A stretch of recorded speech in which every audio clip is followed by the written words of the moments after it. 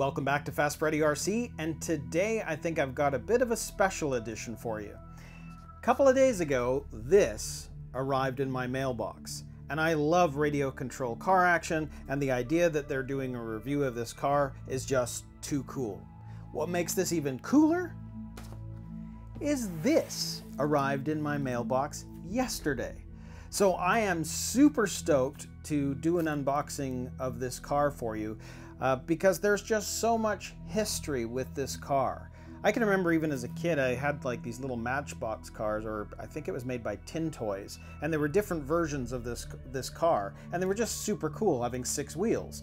So the idea that this has arrived, now I'm going to be able to build an actual RC version of it is fantastic.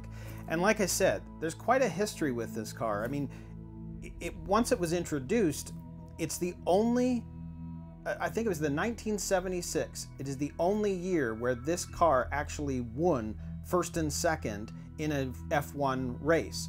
And then in 77, they did some design changes, so this car actually never won again. And then by 78, the F1 basically said, no, all F1 cars can only have 4 wheels. So this has a very limited history, but it is iconic. And anyone who sees one of these cars knows what it is. So I think we'll just do an unboxing of this, and you know, I've got more details and facts I'd love to share with you, but we'll leave that for another video. So let's go straight to the unboxing. All right, I've already taken the plastic off just to make it a bit easier to get into the box. The one thing you'll notice is there's no sign of this coming with a speed controller, and it doesn't. Because one of the things about this kit is that because it's a race car, they leave that as an option for you, so you can put in whatever you want. So it doesn't matter where you get it from, they do not come with a speed controller. So let's open this up and see what we can find. Oh man, that is so cool. So you can see here are the tires.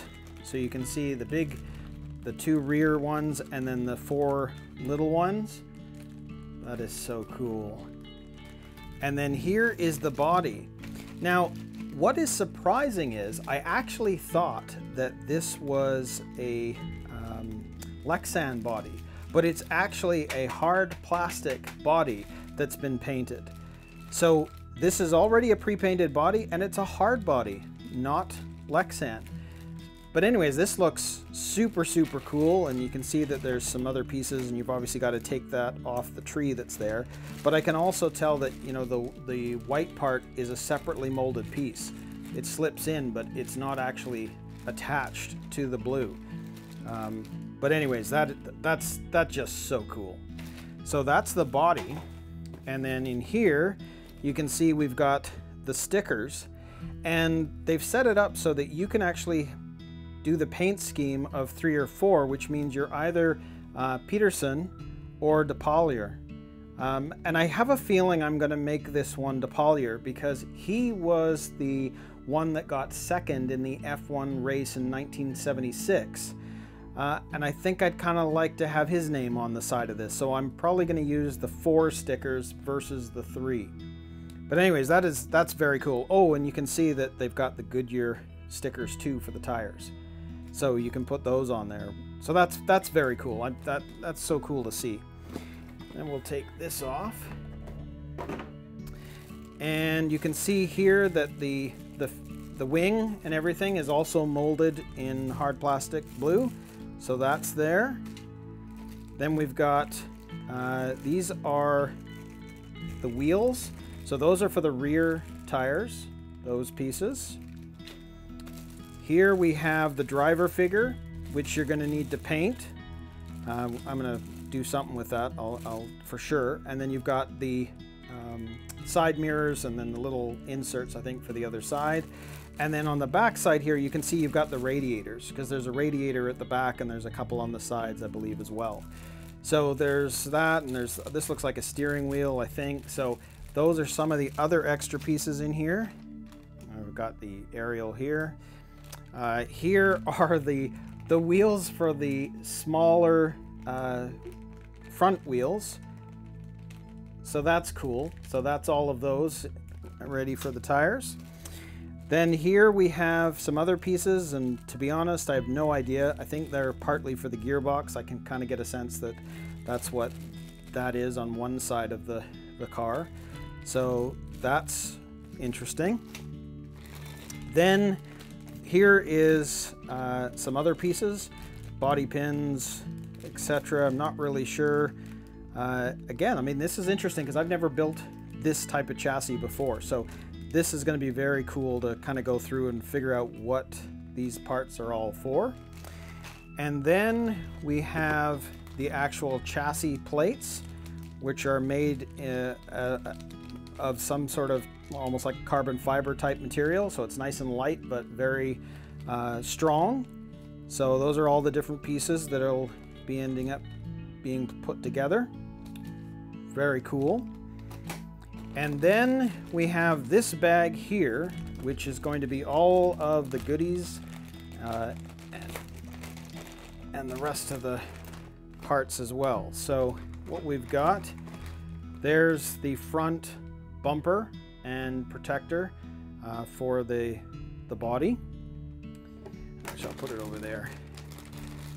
This one here is bag C, which I can tell has some gears in there. There's some nuts. There's some, looks like there's some metal bushings, but again, I'm going to replace these with a full ball bearing kit.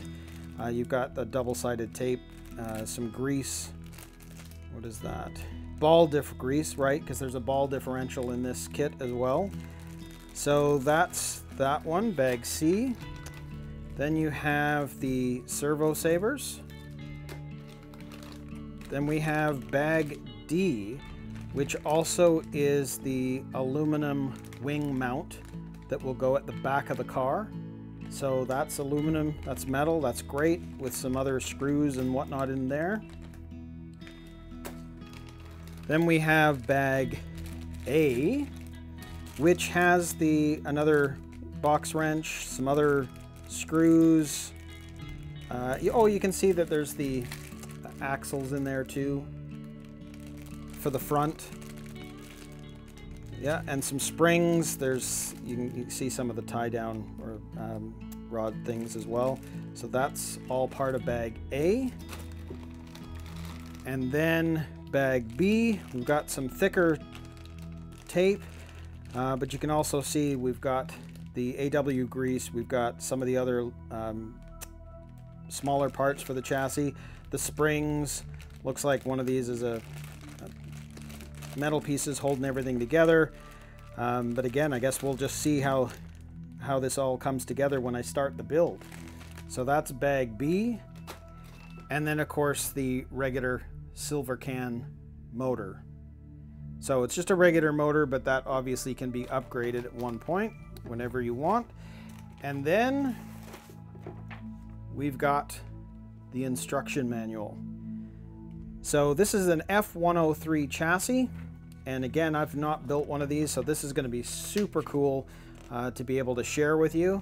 And you can just see again the detail of putting this together, and it looks like you're going to be working a lot on the steering and the front first, and then be putting everything together as you go. What I did notice with this kit is it says this is more for I'd say novice to you know, expert builder. It sounds like it could be a bit more challenging than other kits. I'm not sure why, but we'll certainly find out as we go through the build process. But this is so cool, and as I've said before, the instruction manuals that Tamiya have are incredibly detailed, and I think you'll be able to put this together with relative ease. I'm not really sure what they mean by the fact that this is a harder kit to build, but we'll see. So that's very cool, and then of course there's the body and where you need to place all the stickers. So that's awesome. So there is the unboxing for the P34. I'll certainly get to this as soon as I can. But please like, subscribe, let me know that you're liking what you're seeing and you'd like to see more, and we'll see you in another video.